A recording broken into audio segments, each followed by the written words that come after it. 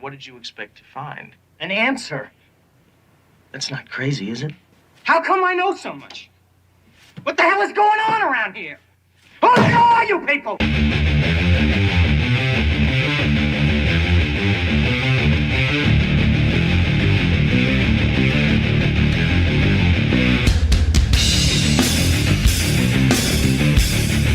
Hello. Why did she leave me? Why did she get over me so quick? She's with a new guy already. I don't understand it. Today we're going to get into the War Brides dynamic on a Friday edition of The Rational Male.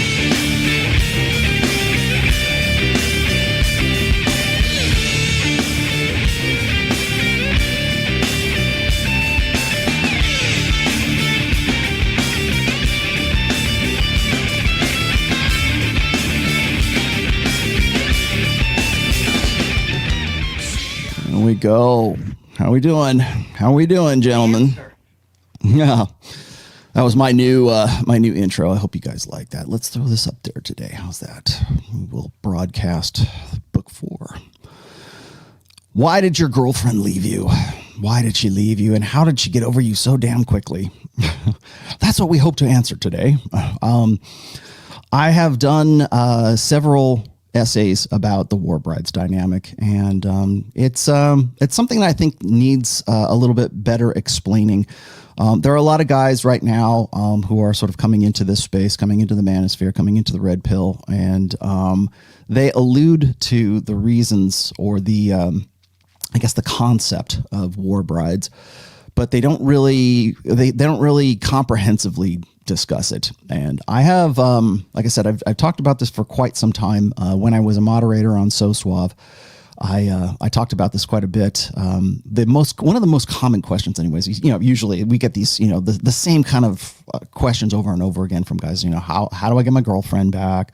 How do I get frame? How do I recapture frame? That kind of stuff. Well, one of those questions, a very common question, was, Rolo, my girlfriend left me, and now she's with another guy, and I can't stand the thought of her being with this other guy, right? I see it in my dreams, and it's just like it's driving me insane. And I mean, literally, they have like a I don't want to say PTSD, but they certainly have some sort of like very deep psychological like pain from even just the thought, like the imagining, right? Because they had invested so much into that relationship, and now. I mean, it depends on how long, of course, it had gone on. A lot of guys will tend to overinvest in a relationship who end up later on, once they've sort of broken up with that girl. This is a common kind of side effect, I think, as far as their detoxing from that girl goes. And it really literally is detoxing in some cases. It's a physical, like almost an endorphin. I don't want to say dopamine, but it's an endorphin rush that you get from like the initial sort of feelings of, I want to get with this girl, I want to have sex with this girl. It's like that infatuation actually has a chemical signature for it. So guys have a really tough time getting over that. At some point, I think I'll probably end up doing a full show on detox. However, there's that side of the story. And then there's the other side of the story, which is, why is it so common for guys to have this problem, right? Why is it that so many guys talk about how quickly their girlfriend went from being very intimate with them, like almost to the point where they were like engaged or they were going to get married or they thought they were, to she never knew ye, right? she's sitting across the divorce table and she has no idea who you are. Or perhaps she is your girlfriend and then suddenly she goes to, and now you see she's, with, I don't know, NBA players doing yacht parties in Miami or something like that, right? She turns into somebody different. She turns into someone you never knew that she could possibly be. So that's one thing. The other side of this is I think that a lot of guys misunderstand, they misread the signs. When their time is up. We've talked about this before. It's she was never yours. It's just your turn. Okay. That's not today's show. I've done that before with Ryan. We'll get to that at some point along the way, but, that's sort of the pragmatic way of thinking about it. But why do we have to think about it that way? Why do we come to that? Well, that kind of rewinds us back to what I've sort of termed the war brides dynamic. Now, that's something that's out of my first book, and it's something that we were talking about way back in the days of So Suave, back in the early 2000s, because we kept getting this question all the time, right? Well, how can she go from being like very familiar and very intimate with me to being like a total stranger? And now she's with this guy, and she seems like she's known this guy her entire life. Well, we're going to have to, rewind the tape here and go back into sort of an evolutionary history to figure those things out. So first and foremost, when I talk about the war brides dynamic, it is not just about breakups, but it is also about sort of women's nature when it comes to their mating strategy and when it comes to hypergamy. Okay, so for hypergamy, we're talking about alpha seed and beta need, and that's the nice way of saying AFBB, and you know what that stands for. But how did that evolve? How did that happen? Why is it that women tend to be more susceptible, let's just say, to things like Stockholm syndrome, which is sort of falling in love with your captor? Well, we have to go back to our ancestral past, and we have to look at how human beings lived prior to our agriculture, and when we lived as prior to that, of course, we were tribal gatherers, right? Hunter-gatherer tribes. And in pretty much all across human history, it has gone something like this. One tribe invades another tribe, kills off all the menfolk, kills off all the boys, and takes all of the women as spoils of war, because women have an inherent value. They are the incubators of the next generation. So what happens is one dominant tribe comes in, wipes out another tribe, kills off all the men, and takes all the women for themselves, and then integrates them into their gatherer, their berry pickers, right? Their gatherer women, and breeds with those women, because those women are valuable, because they can spread the genetic legacy of the guys who were the conquerors, right? So now, as brutal as that sounds, that's simply the history of pretty much humankind for a very long time. So it's not just Vikings coming down, the northern coast and raiding villages. I mean, this is like something that has happened even in like Pacific Asian cultures, where the tribesmen will go over to different islands and just to raid the women, steal the women and take them back to their island, and then have them as war brides. And that's really what it boils down to. And so as a result of that, women being the more vulnerable sex in terms of strength, certainly, in terms of defenselessness, in terms of having to be the generators of the next generation, of course, the reproductive investment costs that are associated with women and bearing children, carrying a child to term, and then being effectively helpless for pretty much that whole time while she is pregnant, and then again raising that child in some way, either as a collective or as a single person, a mother of that child. Until that child reaches self-sufficiency. And you can argue as to when that age happens, but let's just say maybe 8 to 10 years old when that kid can fend for itself. So there's a lot of vulnerability. There's a lot of need for protection. There's a lot of need for investing in the right guy, of course. Now, back in our ancestral past, when we lived in a more, let's say, brutal patriarchy, what women were subjected to at that time affected the psychology of women and their nature in today's time. So when a woman gets over you really quick, or she seems to want to get on as quickly as possible with another guy, there's a reason for that, and there's an evolutionary reason for that. So what happens then is, if you are, let's just say, imagine yourself right now, you are one of these women who was taken as a spoil of war, as a war bride, and you've been taken from your tribe. Your husband and your mated pair, father of your children, is now dead. All of your children are now dead, except for maybe the younger girls aren't. And you have been captured and taken and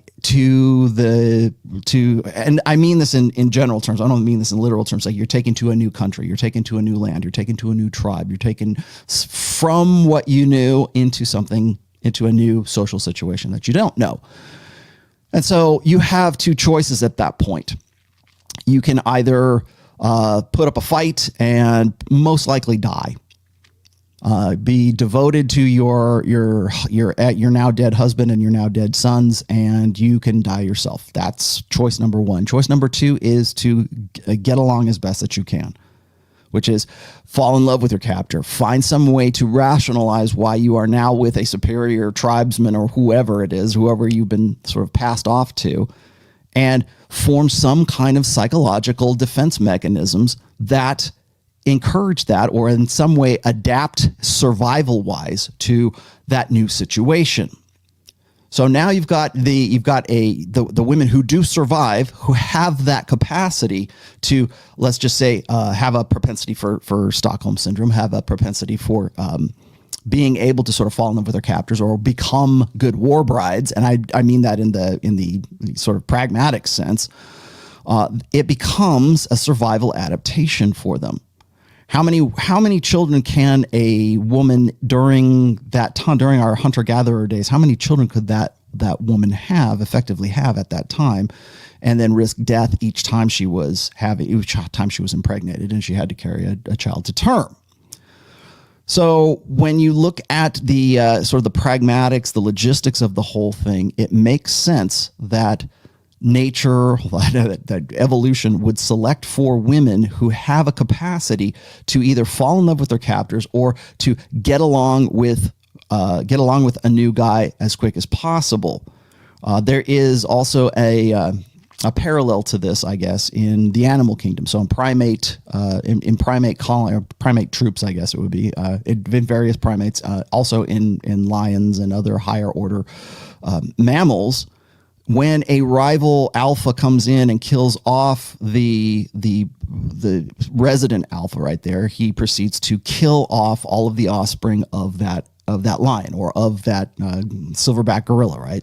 Comes in, deposes the existing alpha, kills him off or drives him off, and then the first order of business is to kill off all of his offspring. This is infanticide. This is very common in the animal kingdom. And what that does is it has the effect of sending all of the previous alpha's harem of females into estrus. And that is an ugly aspect of evolution and life, and as it is, but it's simply something that happens, and we see similarities, let's just say, in human cultures as well. We can go back to the Old Testament even, and it doesn't have to necessarily be sort of Abrahamic religions. I'm just using this because this is what everybody's familiar with, but there are passages in the Old Testament where God himself says, go in, kill off every man and boy and everyone in this tribe, but take the fertile aged women for yourselves. And that was part of the culture at that time.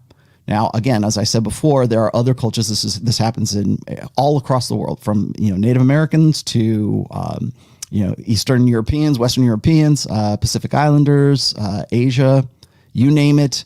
And this has been sort of the operative, the MO for men and women for a very long time.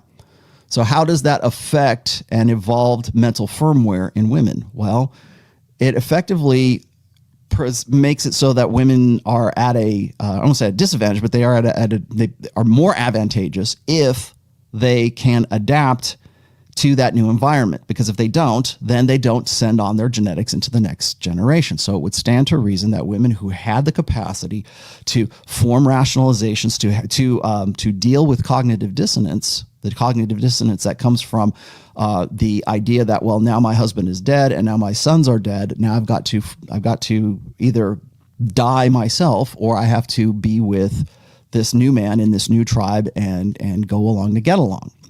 So there is that aspect that I think is still a vestige that is a part of women's reproductive strategies right now. So when that woman decides to dump you and get with another guy, she gets along with that guy a whole lot easier as a result of that evolved mental firmware. Now, that's aspect number one of the war brides dynamic, okay? So women are the vulnerable sex. The war brides dynamic is, of course, a survival adaptation. And then you also have to think about women's innate solipsism. That is a result of millennia of exactly that situation where women had to, put up with what they had to put up with at that time.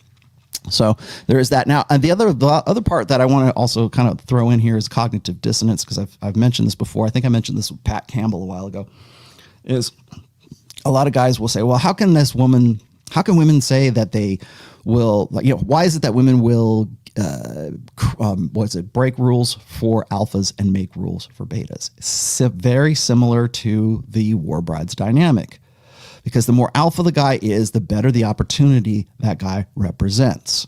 Now, in our ancestral past, the alpha male might have been the guy who was the biggest and baddest and had the capacity for violence and also had the capacity for protection, for provisioning, and was a good, at least, prospect for parental investment of his own kids, assuming he could maintain the tribe and maintain his position in that tribe and defend that tribe and defend her. So that became part of the sexual selection process, at least in the ancestral past sense. So you've got that right there. Now, the other thing is this is, Ed, I had to throw this in there because you'll notice that in the title, or in the, at least in the graph or the thumbnail here, I said widows and war brides. And this seems like it counteracts or it contradicts the idea of the alpha widow. So how does the alpha widow fit into the war brides dynamic? And it's very simple as this, is that the higher the value the guy is, the easier that cognitive dissonance is to settle. So we've all heard of the ride or die woman. That's the woman who is so well invested in that guy, in that alpha male, her previous alpha, that even if he were to die, she will go down with the ship too. That's the literally the ride or die girl.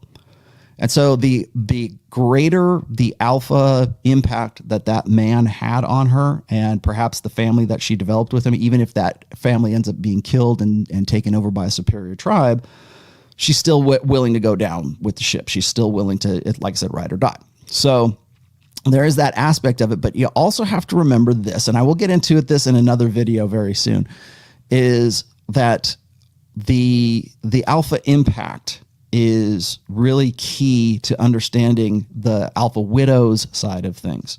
Why is it that a woman pines for a guy in her sexual past when she's with the guy who is the beta male? Well, it plays out like this.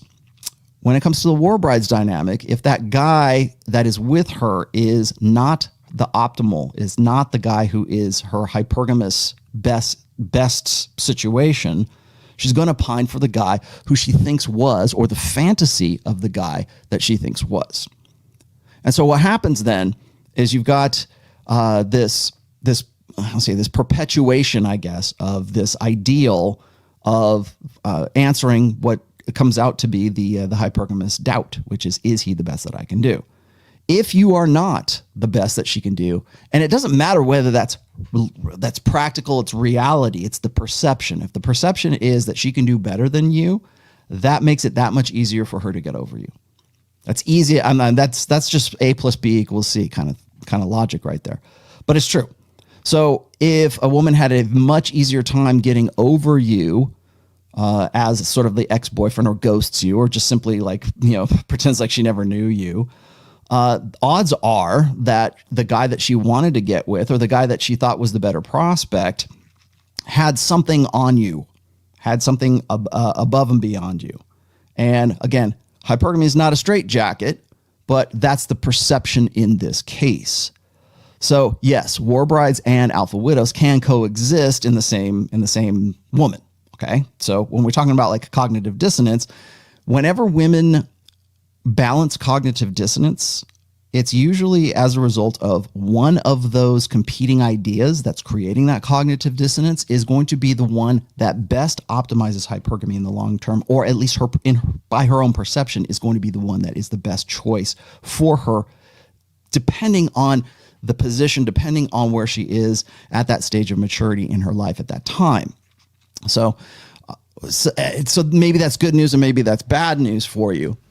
But the fact remains is that it's much easier for a woman to get over a guy who her kind of subconscious estimates as being a beta male. It's like, I can do better than this guy. And she tries to do that. That's why it becomes that much easier for her. Now, last but not least, and like I said, I'm going to get to this in a upcoming video here very soon. But why is it that that women can move on so quickly? There's like a speed to it. There's a quickness to it. And the short answer for this is that hypergamy cannot afford to miss out on a good opportunity. So when a woman is planning to leave you, right? It's usually that the decision to leave a guy usually happens right about 6 months prior to, maybe even more than that, maybe in 8 months prior. Like leaving you ends up becoming a formality. And that's when she hits the gym. And that's when guys, a lot of guys sort of miss the cues at that time. They think that, oh, she's getting in shape for me or whatever. No, she's not getting in shape for you. She's getting in shape because she's already made the decision in the back of her mind that she is going to re-enter into the sexual marketplace, and she needs to be prepared for that. And on some level of consciousness, she realizes that she better damn well look good, or she's not going to have a chance with the guy that she thinks she should have a chance with, because anybody's better than you, or that guy's better than you. And a lot of guys they miss the cues, or they don't want to believe. They'll try to find ways to rationalize it, or, well, she's her own person and she's independent and we're all, egalitarian and equal partners and all this other stuff. And guys will make up any number of excuses. But the fact remains is that when women split with a guy, it's not usually something that's instantaneous, particularly if they've been with that guy for a while. It's something that they plan ahead for. They've got to go find a way to, happens long. She breaks up with you long before she files the divorce papers with you. So at that point that she is, and you think you've been blindsided, she doesn't understand why you think you've been blindsided, because she has, subconsciously been planning this for quite some time. So to her, it's just a formality. To you, you're like, oh my God, I can't believe she moved on so quick. No, she moved on while she was still with you. And so that's why when I'm talking about like things like war brides or something like that, guys get really kind of lost in the weeds when it comes to, well, it's her, she's an alpha widow. She wants something she thinks she can have, but she can't really have. The grass is always greener, eat, pray, love, that kind of stuff, or the divorce porn narrative and things that go along with that as well. But what they rationalize away for themselves is what guys rationalize away for themselves is that the decision to leave you was made months prior to her, quote unquote, blindsiding you. So it's not so much a quick hit thing as it is, a formality. It's just like, oh, I got to leave him now kind of thing. And now's the time, and this is what I'm going to do.